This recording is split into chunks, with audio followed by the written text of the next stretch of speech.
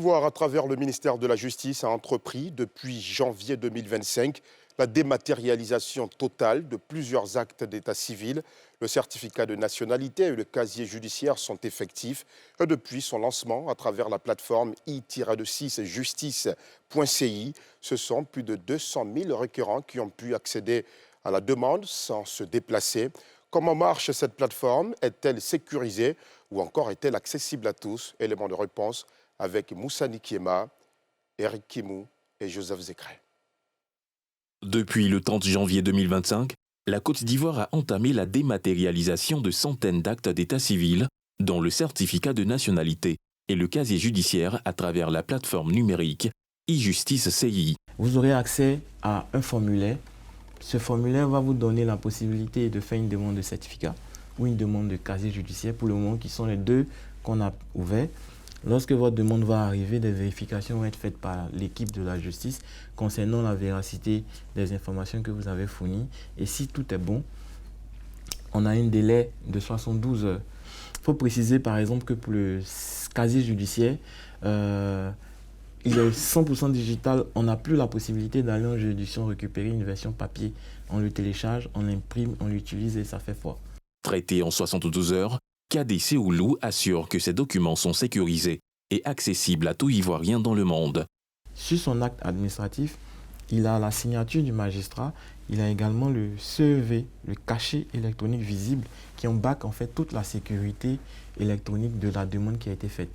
Et la délivrance par exemple du duplicata ou de l'attestation recognitive de nationalité se fait instantanément. Lorsqu'on vérifie les informations fournies dans le formulaire, qu'on identifie la personne, en 30 secondes, son acte est généré et il a ça avec la validité qui va avec. La digitalisation de ces actes est un soulagement pour toute la chaîne de traitement, comme on le constate ici au tribunal de première instance de Yopougon.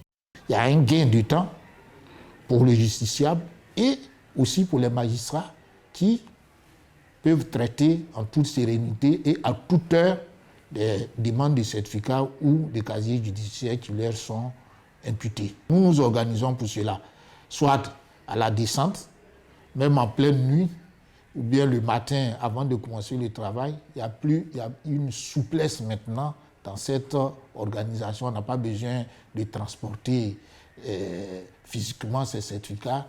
Selon son président, ce tribunal accueille beaucoup moins de personnes physiques dans son centre, mais continue de produire plus d'actes à travers cette solution numérique. Depuis le 3 février 2025 jusqu'à ce jour, nous sommes à 88 625 certificats de nationalité délivrés. Et au niveau des casiers judiciaires, la dématérialisation a commencé le 3 juin 2025. À ce jour, nous sommes à 3 632 casiers judiciaires. Nous avons reçu des demandes venant de l'extérieur. Voilà, des pays européens et africains, et des citoyens ivoiriens qui sollicitent des certificats de nationalité par cette voie. Une souplesse dans la procédure au profit des usagers. Bon, je suis venu déposer un papier pour faire certificat de nationalité. Je viens d'apprendre que ça se fait en ligne maintenant. Ce qui est un peu mal est qu'au lieu de rester à la maison pour faire, si je savais, je restais à la maison au lieu de payer transport venir jusqu'à ici. Bon, malheureusement, je n'ai pas su, mais aujourd'hui, j'ai été informé. Je pense bien que ça sera un peu facile pour nous pour faire le certificat de nationalité maintenant. Je suis venu pour le retrait de mon certificat de nationalité. Voilà, j'ai passé la demande en ligne, ils m'ont demandé les formulaires, j'ai rempli les formulaires. Et quand j'ai fini de rendre, j'ai fait le paiement sur mon compte Mobile Money et tout est passé plus facilement. 2500 plus les frais de timbre, 500 francs CFA.